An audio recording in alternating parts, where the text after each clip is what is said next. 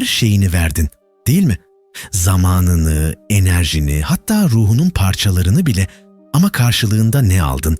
Sessizlik, görmezden gelinmek, sadece bir mesajına cevap almak için saatlerce beklemek. Onun başkalarıyla gülüşünü izlerken sen içinden paramparça oldun ve yine de kaldın. Belki bir gün seni gerçekten görecek diye, belki bir sabah onu kaybetmek istemiyorum diyecek diye. Ama söylemeyecek, çünkü o zaten kararını verdi. Sadece sen hala kabul etmedin. Biliyorum, kolay değil. Zihin sürekli bahaneyle dolu.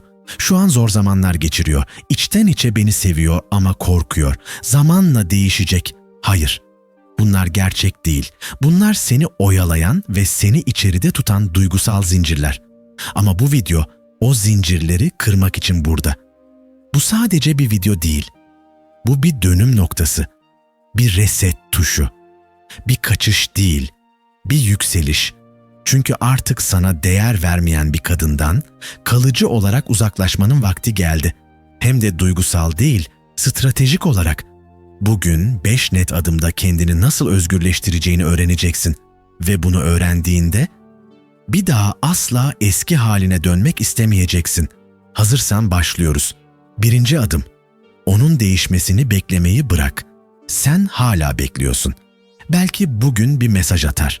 Belki bu sabah uyanıp sana gerçekten özledim der. Belki bir şekilde seni artık görebileceği o noktaya gelir. Çünkü içinde hala bir umut var.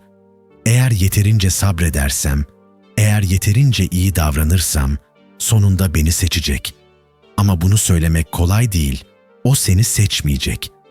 Çünkü o zaten seçimini yaptı. Sadece sen hala bu seçimi kabul etmiyorsun. O seni bekletti çünkü seni kaybetme korkusu hiç olmadı. O senin mesajlarını cevapsız bıraktı çünkü senin hala orada olacağını biliyordu. Ve sen her cevap gelmeyen gün biraz daha sustun. Her iptal edilen planda yoğundur dedin. Her küçük ihmalde. Ama o farklı dedin. Kendini ikna ettin. Ama bu gerçeği değiştirmedi. Seni önemseyen biri seni böyle bekletmezdi. Bir ilişki bekleme odası değildir. Öz saygını korurken birini sevemezsin. Umut, çaba ile karıştırıldığında kalp kırıklığına dönüşür. Ve şu an yaptığın şey tam olarak bu. Kendi hayal kırıklığını umutla finanse ediyorsun. Bir kadın seni gerçekten severse, bunu tahmin etmek zorunda kalmazsın. Çünkü gerçek ilgi açık olur, net olur. Karşındakinin seni düşündüğünü, seni planlarına dahil ettiğini, seni merkezine aldığını hissedersin. Ama sen ne yaşıyorsun? O başkalarıyla vakit geçirirken sen onun aklına gelip gelmediğini düşünüyorsun. O başkalarının sosyal medyasını beğenirken sen onun seni kıskandırmak için mi yoksa gerçekten umursamadığı için mi yaptığını çözmeye çalışıyorsun. Ve en acısı ne biliyor musun? Sen bu hale gelmeyi hiç istemedin. Ama onu beklerken kendini yavaşça kaybettin. Çünkü bir yerden sonra bu onunla ilgili olmaktan çıkıyor. Senin değer algınla ilgili oluyor. Belki ben yeterince özel değilim. Belki daha iyi biri olsaydım beni seçerdi gibi düşünceler kafanı meşgul ediyor. Ama gerçek şu, o seni değil, konforunu seçti. Sadakatini cebine koydu. Seni yedekte tuttu. Ve sen her geri döndüğünde bunu aşk sandın. Ama artık uyanma zamanı. Çünkü her cevapsız mesaj aslında yazılmış bir cevap. Her ihmal sessiz bir hayır. Her ertelenen buluşma açık bir öncelik sıralaması. Beklemek bir gün o sana değer verecek diye kendini küçültmektir. Her belki dediğinde aslında ben şu an değer görmeyi hak etmiyorum diyorsun. Ama hayır, sen değer görmeyi şu anda hak ediyorsun. Bugün, şimdi. Ve işte burası dönüm noktası. Sen onun değişmesini beklememelisin. Çünkü sorun onda değil, sorun senin hala onun değişmesini ummanda. Gerçek değişim dışarıdan değil, içeriden gelir. Artık sen değişmelisin. Bekleyen değil, yürüyen olmalısın. Belki bir gün diyen değil, bugün yeter diyen olmalısın. Çünkü şunu unutma, eğer biri seni sevdiği halde hala seni kırıyorsa, o sevgi değildir. Eğer biri seni düşündüğü halde hala seni ihmal ediyorsa, o düşünce değildir. Ve eğer biri seni istiyorsa ama sana ulaşmak için hiçbir adım atmıyorsa, o istek değildir. O yüzden bugün onun değişmesini beklemeyi bırak ve onun seni seçmesini beklemek yerine sen artık kendini seç. İkinci adım, sadakati yanlış yere yatırmanın farkına var. Sadakat, kulağa ne kadar asil bir şey gibi geliyor değil mi? Birine bağlılık göstermek, onun yanında olmak, onu koşulsuz sevmek. Ama peki ya sadakatini yanlış kişiye verirsen? Peki ya o kişi senin bu bağlılığını kendini güçlü hissetmek için kullanıyorsa, sana değer verdiği için değil, seni cebinde tutmak istediği için yanında tutuyorsa? Bir kadın seni sevdiğinde seni sürekli olarak şüphe içinde bırakmaz. Ama sen onu kaybetme korkusuyla şüpheleri görmezden geldin. O senin mesajlarını görmezden geldiğinde sen onun yoğun olduğunu düşündün. Sana soğuk davrandığında kafası karışıktır dedin. Arkadaşlarıyla dışarıdayken sen evde bekledin ve bunu aşk sandın. Sadakatini onun bir gün değişeceği fikrine rehin verdin. Ama o değişmedi. Çünkü sen ona bunun gerekmediğini öğrettin. Her göz yumman, her affetmen, her açıklama arayışın ona bir şey söyledi. Ne yaparsan yap, ben buradayım. Ve insanlar yanına kar kalan davranışları değiştirmezler. Sen ona kalmaya devam ettikçe onun önceliği olamadın. Çünkü sen ona verdiğin değeri kendine vermedin. O da seni aynı terazide tartmadı. İçindeki beni sevsin arzusu gözlerinin önündeki davranışları görmeni engelledi.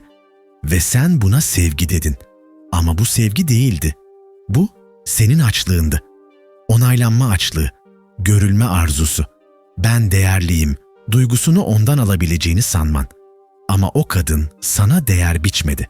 Sadece seni yanında tutmanın konforunu yaşadı. Çünkü sen her seferinde oradaydın. Sadakatin onun için bir güvenlik yastığıydı. Sıkıldığında döndüğü, yalnız hissettiğinde yazdığı, ilgiye ihtiyacı olduğunda ulaşabildiği sabit noktaydın. Ve sen her geri gelişinde bunun işaret olduğunu düşündün. Bak, bana döndü. Hala bir şansım var, dedin. Ama senin şansın yoktu. Onun sadece seçeneği vardın. İşte bu yüzden sadakatini nereye koyduğun çok önemli. Doğru insana verildiğinde seni onurlandırır. Ama yanlış insana verildiğinde seni tüketir. Sen acıya rağmen kalmaya devam ettin. Kırıldıkça daha çok bağlandın. Sana değer verilmedikçe daha çok verdin. Çünkü bir yerlerde sana şu öğretilmişti. Bir kadın yeterince acı çektiğinde seni seçer. Bu büyük bir yalandı. Ve sen bu yalanı kutsal bir gerçekmiş gibi yaşadın. Onun seni neden sevmediğini değil, neden bu kadar çok dayanmak zorunda kaldığını düşünmelisin. Çünkü sorun sende değil. Sorun, sevgiye ulaşmanın tek yolunun mücadele olduğunu düşünmende. Oysa sevgi yorarak değil, onararak gelir. Ve sen artık yoruldun. Artık kendine şunu sormalısın. Ben neden bir kadının ilgisini, varlığımı haklı çıkaracak bir ödül gibi gördüm? Çünkü sana öyle öğretildi. Birinin seni seçmesi senin değerini belirler sanıyordun. Ama hayır, sen zaten değerliydin, seçilmeye gerek duymayacak kadar. Ve eğer sen sadakatini seni sömüren birine verirsen eninde sonunda içten içe çökersin. Artık sen değil, onun senin gözündeki yansıması yaşamaya başlar. O seni görmese bile sen onun gözünden kendini izlersin. Bu seni çürütür. Sessizce, günden güne. Bugün bu sadakati geri almalısın. Onu sana değer vermeyen bir kadından söküp çıkarmalı ve kendine yöneltmelisin. Hedeflerine, hayallerine, ruhunu besleyen şeyleri. Çünkü senin sevgin büyük. Ama artık bu sevgiyi hak etmeyenlere harcamayacak kadar büyümüş olmalısın. 3. adım. Tüm iletişimi kes, sonsuza kadar. İletişimi kesmek. Kulağa radikal geliyor değil mi? Sanki intikam almak gibi. Sanki bir tür güç oyunu. Ama gerçek şu. İletişimi kesmek bir strateji değil. Bir saygı ilanıdır. Kendine, zihnine, ruhuna. Ve senin onu hala takip ediyor olman, onun hala seni kontrol ediyor olması demektir. Ne kadar inkar etsen de onun dijital varlığı senin zihinsel esaretin haline gelmiştir. Bu yüzden önce şu gerçeği kabullenmelisin. İyileşmenin tek yolu tamamen pişmanlık duymadan ve kalıcı olarak sessiz kalmaktır. Ve bu sessizlik onun seni merak etmesi için değil, senin sonunda huzuru bulabilmen içindir. Bu bir manipülasyon taktiği değildir. Bu kendini yeniden seçtiğini ilan ettiğin andır. Ama çoğu erkek bu noktada takılır. Onun numarasını siler ama fotoğraflarını saklar. Mesaj yazmaz ama hikayelerini izlemeye devam eder. Bir uygulamada engeller ama diğerinde gizlice ne yaptığını kontrol eder. Bu kopmak değildir. Bu daha iyi görünen bir kendini kandırmadır. Gerçek şu, onun dünyasında dijital olarak da yer almaya devam ettikçe ona duygusal olarak bağlı kalmaya devam edersin. Ve her stalk, her sessizce bakış, her gizli umut onun seni incitmesine sessiz bir onaydır. Belki bir şeyler değişmiştir diyerek hala eski döngünün etrafında dönüyorsundur. Ama hiçbir şey değişmemiştir. Sadece sen hala kabul etmemişsindir. O seni özlemiyor. O kontrolü özlüyor. Sadece hala seni etkileyip etkileyemeyeceğini test ediyor. Geri döndüğünde samimi değildir. Sadece sınırlarını deniyor. Belki daha yumuşak, daha nazik, daha düşünceli görünür. Belki o hep duymak istediğin cümleleri nihayet söyler. Ama eğer bu sözlerin arkasında gerçek bir değişim yoksa, bu sadece daha zarif bir zehirdir. Ve bu yalnızca romantik ilişkilerle sınırlı değil. Huzurunu bozan arkadaşlar, suçlulukla seni yöneten akrabalar, sana karşı pasif agresif davranan iş arkadaşları. Hepsi aynı etkiyi yaratır. Dikkatini dağıtır, enerjini emer, özgüvenini tüketir. Duygusal sülüklerin hayatındaki tüm varlıklarına dur deme zamanı geldi. Bu yüzden bir kuralın olmalı. Öyle bir kural ki kimliğinin parçası gibi işleyecek. Beni bir seçenekmişim gibi gören hiç kimseyi hayatımda tutmam. Peki bu nasıl olacak? İlk adım duygusal değil, kalıcı bir karar vermektir. Bugün üzgün olduğun için değil, dün kalbini kırdığı için değil, gerçekle yüzleşmeye hazır olduğun için bu kararı vermelisin. Çünkü duygusal olarak ulaşılmaz birine hala ulaşılabilir olmanın ruhsal intihar olduğunu artık fark etmiş olmalısın. Ona ulaşabileceğin tüm yolları kapat. Numara silinsin, engel konsun. Tüm mesaj geçmişi silinsin. Ortak arkadaşlardan gelen postlar, hatırlatmalar, öneriler, hepsi susturulsun. Hiçbir açıklama yapmana gerek yok. Çünkü bu bir kapanış değil. Bu bir netliktir. Kapanış, zayıf erkeklerin ihtiyaç duyduğu şeydir. Diğer kişinin onları haklı hissettirmesini istemeleridir. Ama netlik, güçlü erkeklerin sınır koymasıdır. O yüzden bir daha cevap verme. Onun seni özlediğini söyleyen mesajlarına, bir anlığına kalbini titreten cümlelerine karşılık verme. Çünkü her cevap yarayı yeniden açar. Ona yine deneyebilirsin dersin. Ve o bıçağı yine eline alır. Güç mü istiyorsun? Sessizlik gönderebileceğin en yüksek sesli mesajdır. Onu susturmak değil bu. Onu aşmış olmanın sessizliği. Çünkü sen artık onun onayını değil, kendi huzurunu arıyorsun. Ve eğer o geri dönerse, mükemmel zamanlanmış bir mesajla kapını çalarsa, seni özledim, ne kadar kıymetli olduğunu anladım derse, işte bu son sınavdır. Evren sınıfı geçip geçmediğini test eder. O anda göstereceğin bir zayıflık seni en başa döndürür. Unutma, insanlar nadiren değişir, sadece yeni bir paketle tekrar karşına çıkarlar. Gerçek kopuş, sosyal medyayı sessize almakla olmaz. O kapının kilidini tutan zihni yeniden inşa etmekle olur. Artık onun sinyallerini bekleme. Artık ona ulaşacak yollar arama. Artık içinden sadece iyi mi diye bakmak istiyorum cümlesini üretme. Cevap basit. O iyidir. İyi olmasa bile artık bu senin sorumluluğun değildir. Senin sorumluluğun kendinle ilgilenmek, iyileşmek, büyümek, kendine verdiğin sözü tutmak. O yüzden bugün tam ve kalıcı şekilde iletişimi kes. Kırgınlıkla değil, güçle, bağırarak değil, sessiz kalarak. Çünkü bazen en büyük bağırış hiçbir şey söylememektir. 4. adım, onun giremediği bir hayat kur. Şimdi soruyorsun kendine, onsuz ne yapacağım? İşte tam da bu soru yeniden doğuşunun ilk adımı. Çünkü bu soruyu sorduğun an artık onun etrafında dönen bir hayatı değil, kendi merkezinde yükselen bir hayatı düşünmeye başladın demektir. Ve evet, bu başta korkutucu olabilir. Ama unutma, yıkılan her eski benlik yeni bir kişiliğin inşasına yer açar. Sen artık onun erişemeyeceği bir versiyonuna geçiş yapıyorsun. Ve bu bilinçli şekilde kurulmuş bir hayatla mümkün. Hayatına öyle bir yapı kurmalısın ki, geri dönmeye kalksa bile artık senin yanında duramayacak kadar gelişmiş olmalısın. Bu, onun canını yakmak için değil, senin huzurunun onun varlığına bağlı olmadığını nihayet kendine kanıtlamak içindir. İlk adım, zihnini disipline etmek. Instagram'da onun hikayelerine bakarak dopamin salgılamayı bırakmalısın. Kiminle birlikte olduğu, ne giydiği, ne yazdığı seni artık ilgilendirmemeli.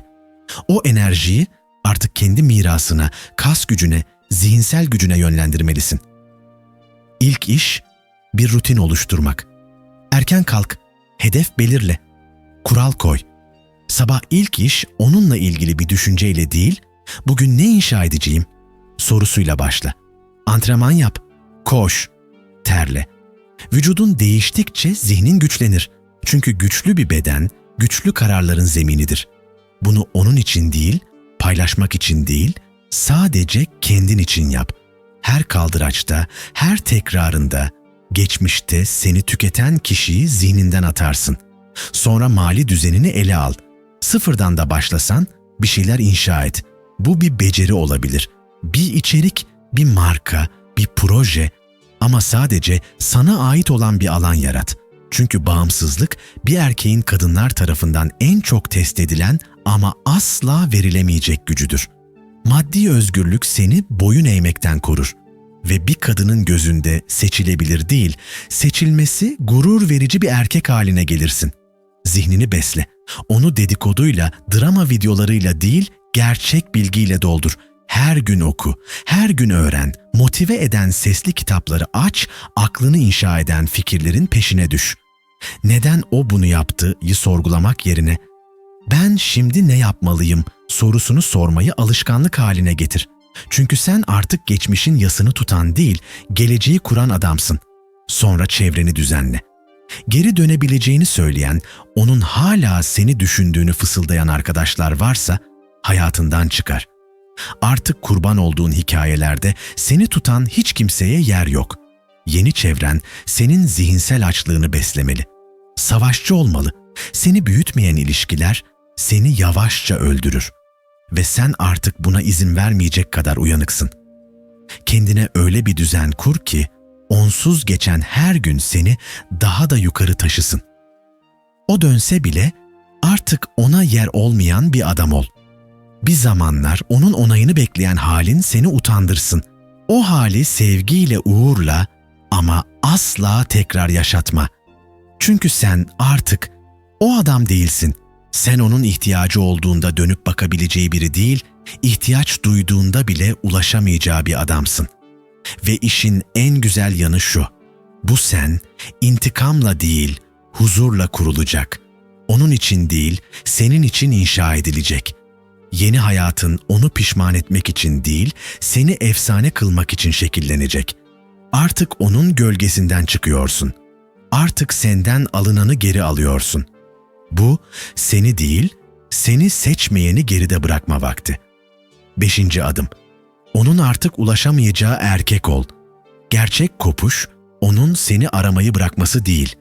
Gerçek kopuş, artık onun seni araması seni ilgilendirmediğinde başlar. O artık sana ulaşamıyor çünkü fiziksel olarak engelledin değil. Çünkü zihinsel olarak yükseldin. Onun frekansından çıktın. Bir zamanlar onun bir bakışıyla çözülen adam artık yok. Artık senin duygularını uzaktan yöneten kadın, artık senin merkezinde bile değil. Ulaşamayacağı erkek olmak kulağa soğuk, mesafeli ya da kibirli gelebilir. Ama aslında bu ruhsal bir yükseliştir. Bu, geçmişin duygusal zincirlerinden kurtulmuş bir kimliktir. Artık onun seni kontrol ettiği eski işletim sistemin yok. O sistem silindi. Artık sessizliğini umutla karıştıran adam, artık kafasında sahte tartışmalar yapıp keşke ona şöyle deseydim diyen adam değilsin. Artık her geri dönüş mesajını bu bir şans olarak gören değil, bu bir sınav olarak okuyan bir adamsın. Çünkü zamanla anladın, onun seni özlemesi seni ilgilendirmez. Onun artık farkına varması seni heyecanlandırmaz. Sen artık seni terk eden, değersizleştiren ve sonra geri dönmeye çalışan birine karşı sessiz, net ve soğukkanlı bir hayır olabilen erkeksin. Ve bu hayır içinde kin taşımıyor. Bu hayır özgürlüğünü koruyan bir adamın dinginliğini taşıyor. Bu noktaya pasif bekleyişle gelinmez. Bu nokta her sabah bilinçli bir adam olarak uyanmakla gelir. Zihnine sahip çıkmakla, dikkatini eğitmekle, her düşünceni inşa etmekle. Artık eski hikayelere dönmek yok. Artık kendini savunmak yok. Artık onun neden gittiğini düşünmek yok. Çünkü sen artık onun gittiği yere dönmeyecek kadar ilerledin.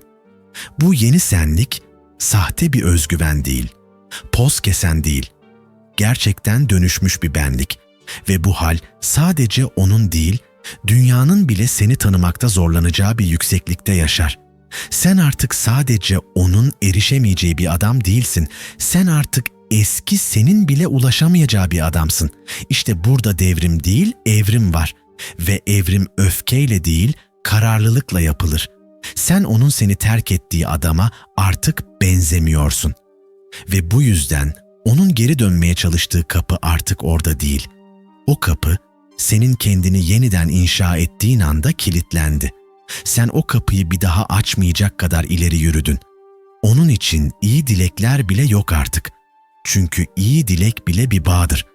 Sen artık sadece kendin için iyi şeyler diliyorsun ve onu senin yokluğunda hayatın ona öğreteceği derslere teslim ediyorsun.